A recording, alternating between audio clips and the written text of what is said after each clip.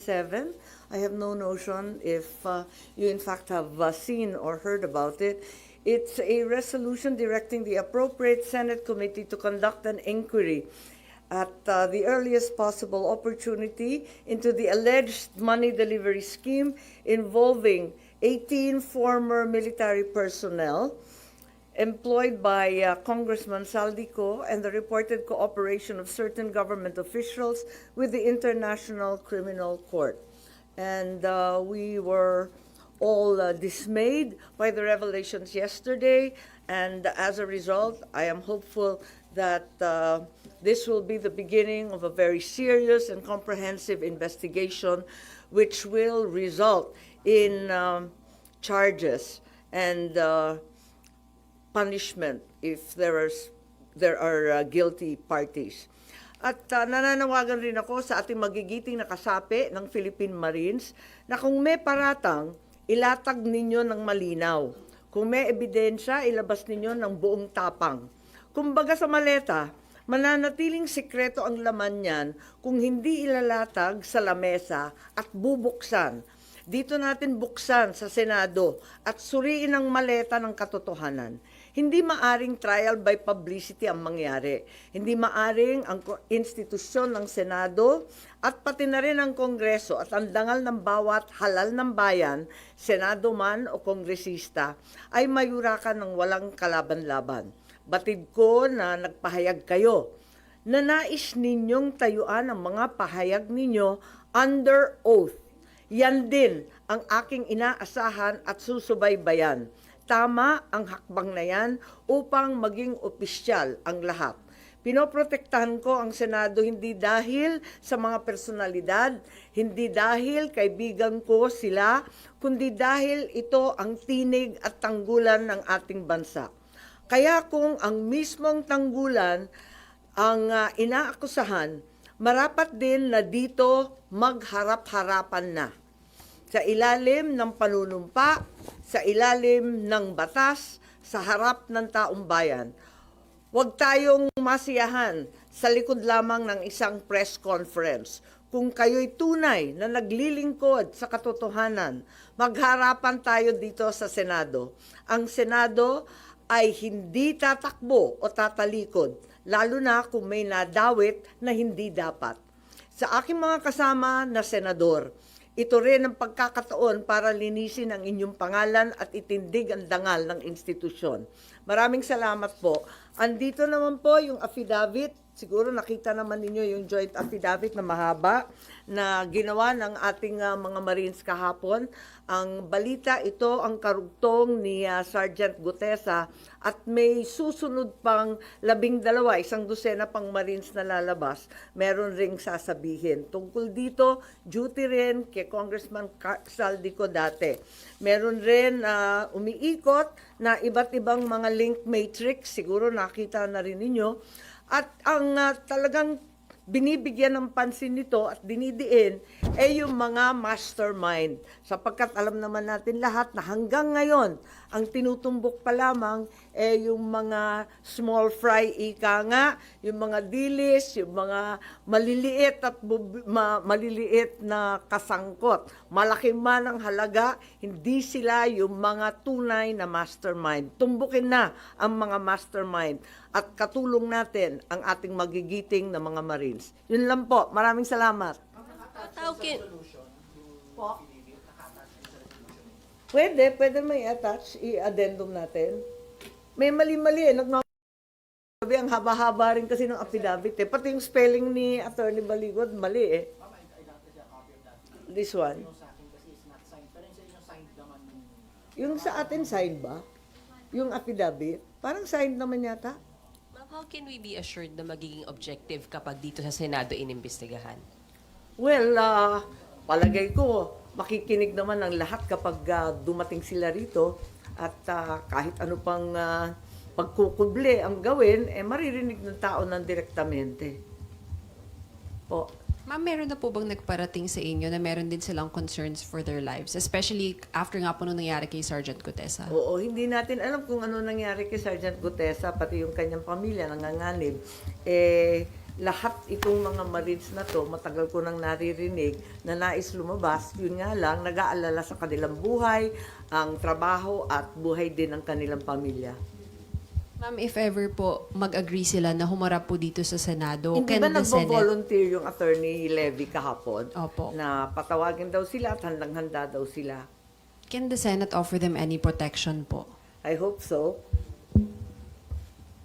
Karapat dapat lamang na talagang protektahan sila. Ang mahirap sa Pilipinas kung tutuusin, kung yung mismo pang whistleblower ang pinarurusahan eh. Dapat may sadyang witness protection tayo. Ma'am, have you spoken with the majority about this? Are they also Wala, available? nagulanta here? lang talaga ako kahapon. Nagulat lang kaming lahat.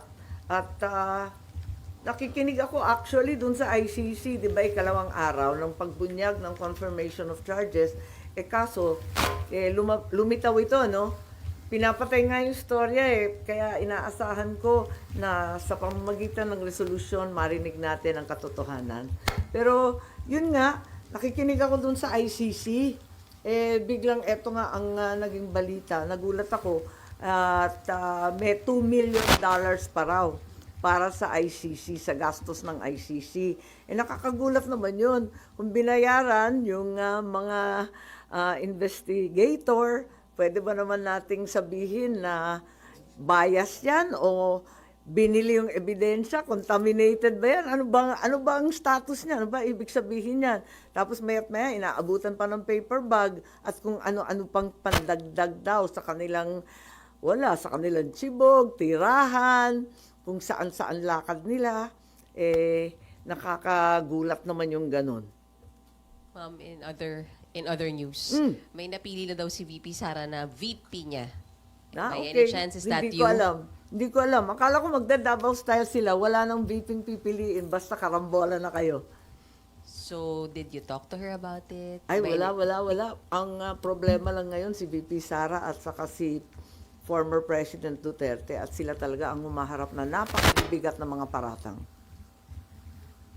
Isa kayo sa tinuturo na possible ng mga kasamahan nyo and even Duterte supporters. Talaga naman, forever running mate na ako ni Inday Sara. Running, walking, sitting, standing.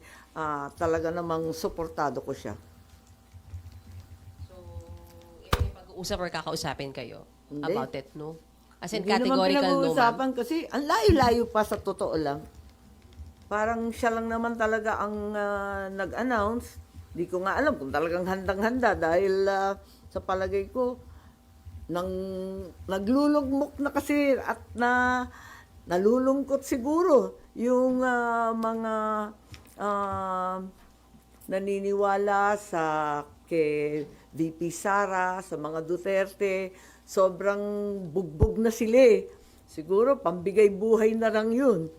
At kahit walang masyadong handa, wala naman line-up, walang running mate na maayos, sige na lang. Para tignan natin kung talagang kakayanin. But you think she's serious naman, si VP Sara? Oo naman, hindi naman niya nagsasalita na walang bigat. Po. Ibang issue rin. Ma'am, pwede lang hingin namin yung comment nyo sa kasama nyo po sa minority, si Senator Bato. Kasi naharap na po siya sa ethics complaint. May nag-file po kanina.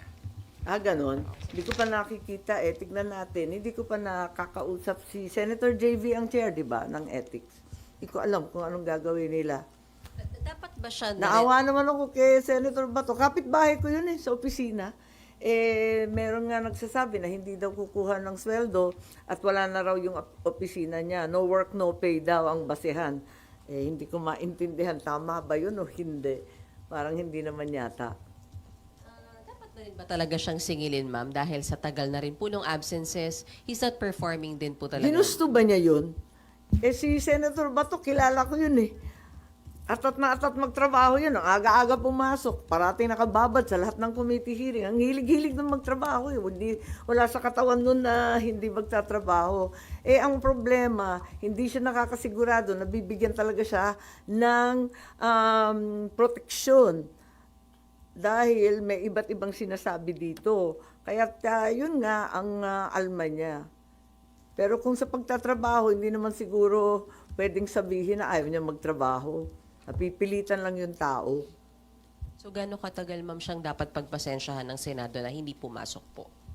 Dapat may assurance na talagang ipagtatanggol ang mga senador na inaakusahan sa ibang bansa. Nakita naman natin yan, di ba sa nakalipas, ang mga senador, nakakaasa naman dito sa Senado. But no communication with Sen. Bato, ma'am, so far? Wala na eh. Nung November, meron pa eh. Pero nga, hindi na sumasagot eh. Sorry, sana. Your stand would be, still be patient with him, na hintayin siyang pumasok. Sa palagay ko, hindi naman niya ginusto to eh. This was not intentional. This was not what he wanted. But if there are threats to his person, there are threats to him that will not be responded to, and he himself will not be protected, mahirap naman siguro pilitin yung tao na pumunta. Sana may assurance siyang konti na kahit papano, katulad ng dati, yung mga senador, pinagtatanggol ng Senado. Wala ngayon ba, tingin mo? Hindi ko alam eh, parang paiba-iba kasi minsan yung sinasabi. Yung ibang senador, ibang sinasabi. Kaya hindi ko rin mabintang si Senator Bato eh. Yung ethics, pasensya, hindi ko pa nakikita eh, kanina umaga raw. I haven't seen it and I haven't spoken to Senator JV regarding that. Pero ma'am, yung pong sa reso nyo, sa minority, may mga nagsabi na rin ba sa majority na pipirma po sila? Dun sa, Saan? Yung sa reso po, dun sa... Aling reso to? Yung sa minority reso, yung sa ICC, na Ah, kailangan yung sa dumaan po sa ICC. courts muna ng Pilipinas. Parang meron, oo. Sa Oo, majority. oo. Kasi wala naman sinasabi doon na controversial kung tutuusin eh. Ang posisyon ko nga, there's nothing more to interpret or to construct. That in fact, the Constitution is loud and clear and that a Filipino court should first issue a warrant before any foreign tribunal can get involved. Para sa akin, ang liwaliwanag nun, sinasabi lang ng reso, liwanagin yung options of surrender and extradition that are found in our Republic Act in Section 17 and to interpret both paragraph 1 and 2 in conjunction with each other. So, parang napaka-inoffensive, innocuous naman yata yung resolution namin. Hindi naman siya controversial. Parang siguro, magtatanong sa Korte Suprema, ano ba talaga interpretasyon ninyo dito? Para sa akin, wala namang i-interpret, ang liwaliwanag. Thank you. Thank you, ma'am. O, yun lang.